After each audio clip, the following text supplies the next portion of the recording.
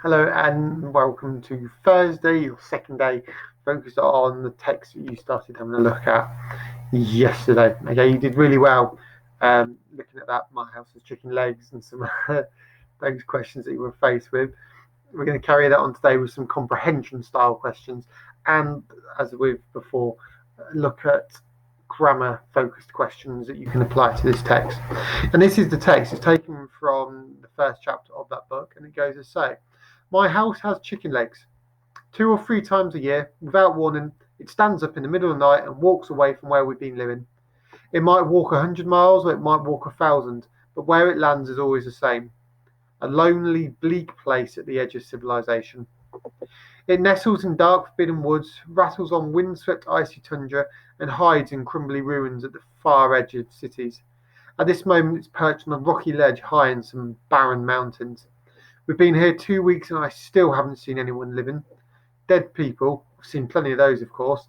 They come to visit Baba and she guides them through the gate. But the real, live, living people, they all stay in the town and villages far below us. Maybe if it was summer, a few of them would wander up here to picnic and look at the view. They might smile and say hello. Someone my own age might visit, maybe a whole group of children. They might not stop near the stream and splash in the water to cool off. Perhaps they would invite me to join them. How's events come in? Baba calls through the open window, pulling me from my daydream. So there you go. So that really builds on this whole idea of the house with chicken legs. So obviously you've got some comprehension questions here now to have a look at. So first of all, explain what the narrator's house does a few times a year. So it's a factory where the answer isn't there. What does it do a few times a year? Okay, and you kind of already know that from yesterday, so that should be a straightforward answer.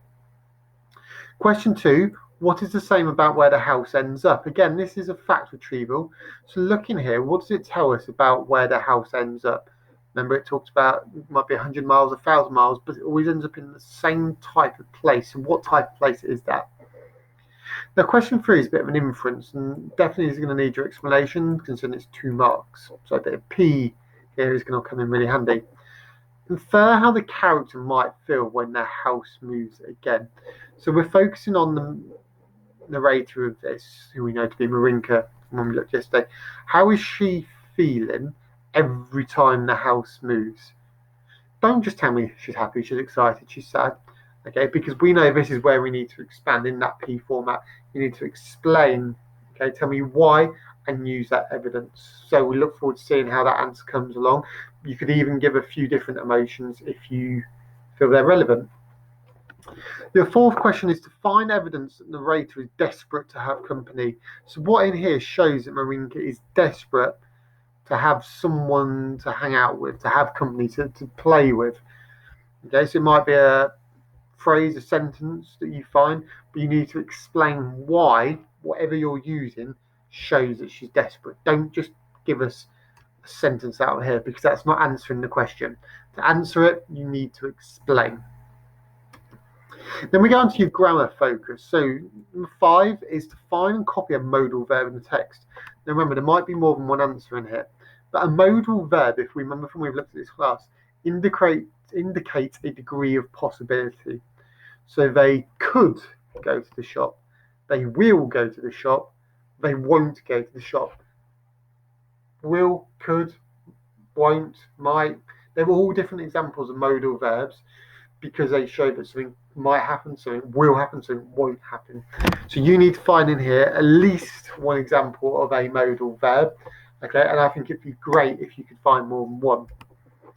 Question 6, you need to find and copy the word which is close in meaning to the word bleak. So in here,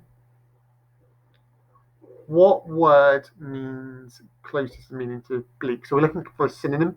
So it might be you need to look up bleak in the thesaurus to find out, or dictionary to find out what it means, similar words, and see which words in here match up. And then, just as with Tuesdays, you need to find an adverbial phrase. Now, remember, an adverbial phrase contains an adverb. Firstly, quickly, might be a time, might be a manner, something how it happens. The phrase is of a collection of words, though. So quickly, as we said, can't be an adverbial phrase because it's just one word.